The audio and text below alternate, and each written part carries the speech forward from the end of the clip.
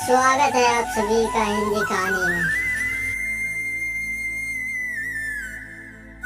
महारानी जी, साधु बाबा ने बताया है तालाब में पानी तो निकल सकता है, लेकिन तालाब पर अपने बड़े बेटे या फिर बड़ी बहू की बलि देनी पड़ेगी।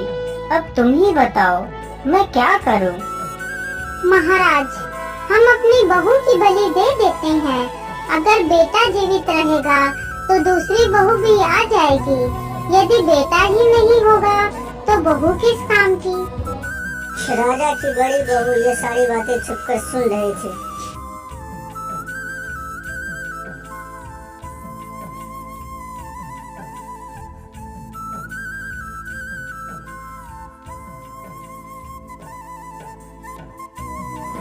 अरे रूपमती, आज तुम इतना उदास क्यों हो?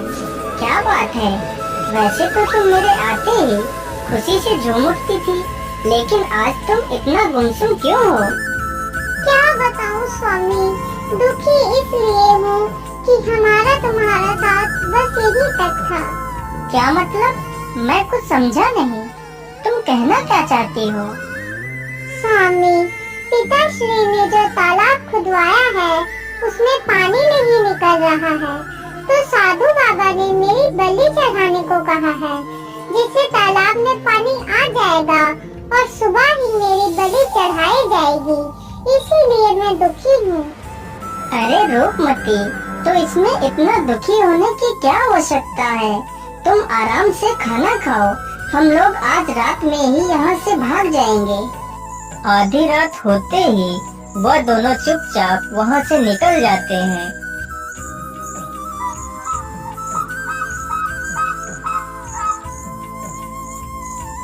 रूपमती, अब हम दोनों अपने राज्य से काफी दूर आ गए हैं। चलो अब हम यहाँ पर थोड़ा सा आराम कर लेते हैं। फिर वे दोनों वहीं पर सो जाते हैं।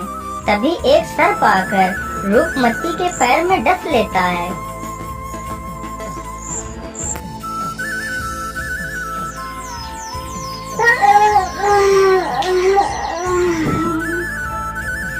बहुत अच्छी नींद आई। चलो रूपमती। अरे ये क्या? रूपमती, तुम्हें क्या हो गया? हे ऊपर वाले, तुमने ये क्या कर दिया?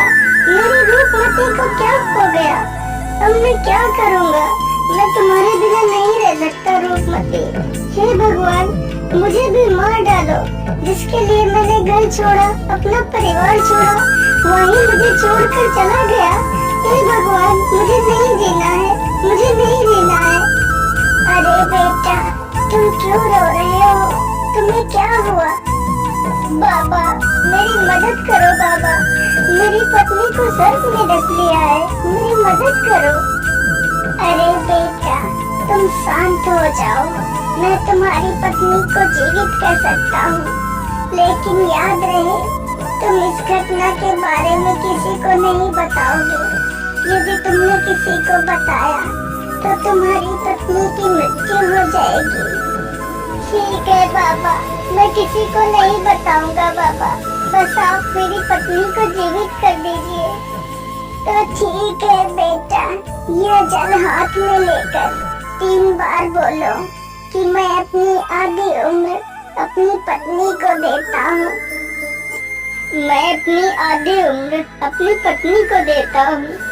मैं अपनी आधी उम्र अपनी पत्नी को देता हूँ।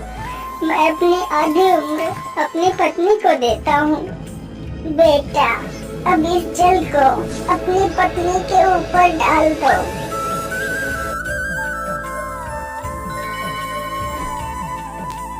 अरे कितना समय हो गया और मैं सोती ही रही और आपने मुझे जगाया तक नहीं। इतनी देर में तो हम बहुत दूर निकल जाते। कोई बात नहीं रूपमती, चलो अब चलते हैं।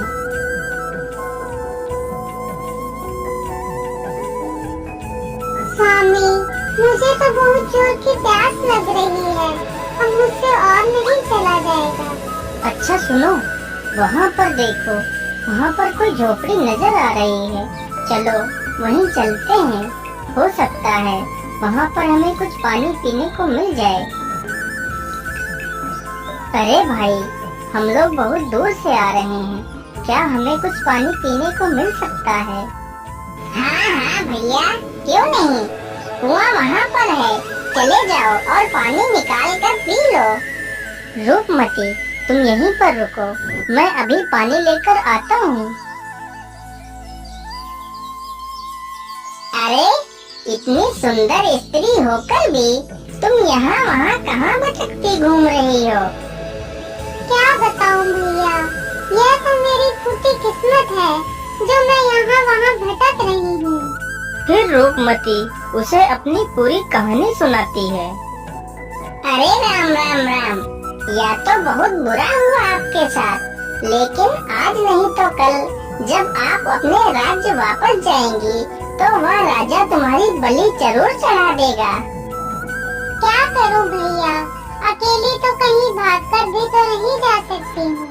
मेरी मानो तो तुम अपनी जान के लिए कोई भी खतरा मोल न लो, तुम अपने पति को मार दो और मेरे साथ यहाँ पर रह लो। यहाँ तुम्हारी जान को कोई खतरा नहीं होगा, हम दोनों आराम से यहीं रह सकते हैं। लेकिन मैं उसे कैसे मार सकती हूँ, तुम ही मार दो। अरे नहीं नहीं, पति तुम्हारा है तो मारना भी तुम्हें ही पड़ेगा। अच्छा ठीक है, मैं कोशिश करती हूँ। फिर वह पीछे से जाती है और राजकुमार को कुएं में धक्का दे देती है। राजकुमार कुएं में गिर जाता है। उन दोनों को लगा कि राजकुमार पानी में डूब गया है। अरे चलो चलो, यहाँ से भाग चलो, हम लोग कहीं दूसरी जगह चलते हैं। पूरी रात राजकुमार कुएं में लटका रहता है।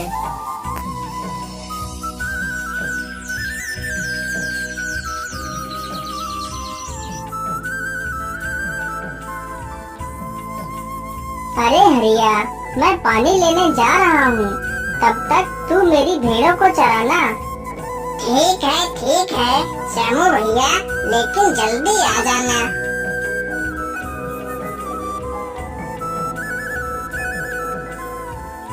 श्यामू जैसे ही अपना घड़ा कुएं में लटकाता है, तभी राजकुमार रस्सी को पकड़ लेता है। अरे कौन है कुएं में, छोड़ दो मेरा घड़ा। नहीं भैया, मैं आपका घड़ा ऐसे नहीं छोड़ूंगा, पहले आप मुझे बाहर निकाल दो। अरे भाई, तुम हो कौन? पता नहीं तुम कोई भूत प्रेत ही हो और मैं तुम्हें बाहर निकालूं, तुम मुझे ही खा जाओ। नहीं भैया, मैं भी तुम्हारी तरह इंसान हूँ, मैं रात के अंधेरे में गलती से गिर गया हूँ, भैया मुझे बाहर निकाल लो। अच्छा ठीक है, मैं अभी आपको बाहर निकालता हूँ।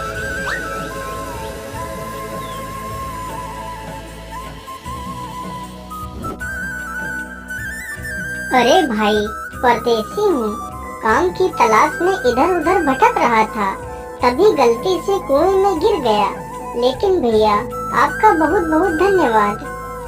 अच्छा भाई, तो आपको काम चाहिए तो चलो मेरे साथ, मैं आपको काम दिलवाता हूँ।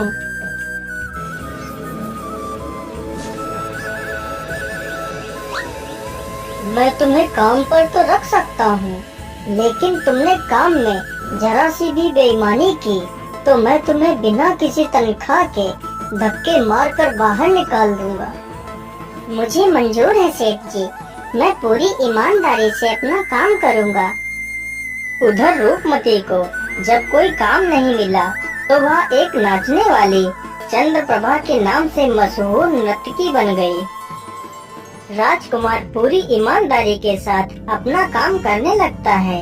इसी प्रकार कुछ दिन बीत जाते हैं।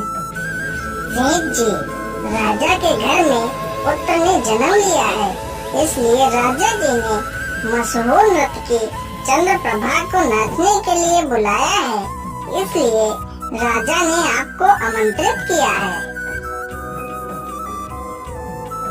अरे सेठानी जी, आज मेरे लिए खाना मत बनाना, मैं राजा के घर से दावत खाकर आऊंगा।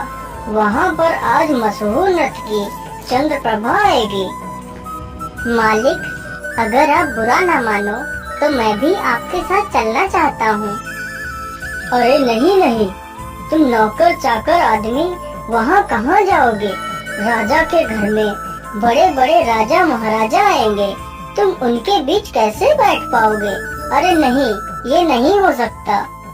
अरे सेठ जी, अगर ये जाना चाहता है तो इसे क्यों रोक रहे हैं? ये भी तो हमारे बेटे जैसा है।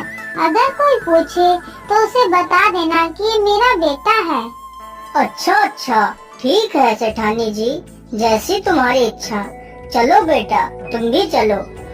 चंद्रप्रभा जैसे ही नाचने के लिए आती है तो राजकुमार उसे देखते ही पहचान लेता है और चंद्रप्रभा भी उसे पहचान लेती है। महाराज, मैं यहाँ पर नृत्य नहीं कर सकती हूँ, मैं जा रही हूँ यहाँ से। लेकिन चंद्रप्रभा, तुम यहाँ पर नृत्य क्यों नहीं कर सकती? महाराज, यहाँ पर एक चोर है जिसने मेरे गहने चुराए थे। पहले आप उस चोर को सजा दो, फिर मैं नृत्य करूँगी। अरे चंद्रप्रभा, किसने तुम्हारे गहने चुराए हैं? बताओ मुझे, मैं उसे अभी फांसी पर चढ़ा देता हूँ। महाराज, ये है मेरा चोर जिसने मेरे गहने चुराए थे। सैनिकों, इसे ले जाओ और फांसी लगा दो। महाराज, मैंने इसकी चोरी नहीं की है। यह औरत झूठ बोल रही है, जबकि मैंने ही इसे बहुत कुछ दिया है। तूने मुझे क्या दिया है? चल निकल जा यहाँ से। चला जाऊंगा, उससे पहले मैंने तुझे जो भी दिया है वह मेरा वापस कर दे। मैं यहाँ से चला जाऊंगा। हाँ ठीक है, तूने मुझे जो भी दिया है वह मैं वापस करती हूँ। नहीं, ऐसे नहीं। अपने हाथ में जल लो और 3 बार बोलो कि तुमने मुझे जो भी दिया है वह मैं तुम्हारा वापस करती हूँ। तूने मुझे जो भी दिया है वह सब मैं तुझे वापस करती हूँ। तूने मुझे जो भी दिया है वह सब मैं तुझे वापस करती हूँ। तूने मुझे जो भी दिया है वह सब मैं तुझे वापस करती हूँ। अरे दुष्ट, तूने यह क्या कर दिया? तूने इस नर्तकी की जान ले ली। तू तो चोर होने के साथ साथ एक तांत्रिक भी है। नहीं महाराज, मैं कोई चोर नहीं और ना ही मैं कोई तांत्रिक हूँ। मैं बल्लभगढ़ का राजकुमार इंद्रसेन हूँ और यह कोई नर्तकी नहीं बल्कि मेरी पत्नी है। फिर राजकुमार सभी को अपनी दुख भरी कहानी सुनाता है। महाराज, मैंने इसे अपनी आधी उम्र दी थी। जैसे ही इसने मेरा दिया हुआ मुझे वापस कर दिया तो इसकी मृत्यु हो गई। ये सारी बातें सुनकर राजा हैरान रह जाता है। राजकुमार, हमें क्षमा कर दीजिए, हमें नहीं पता था कि आप इतने महान राजा के पुत्र हैं। फिर राजा अपनी बड़ी पुत्री प्रेमलता का विवाह उस राजकुमार के साथ कर देता है।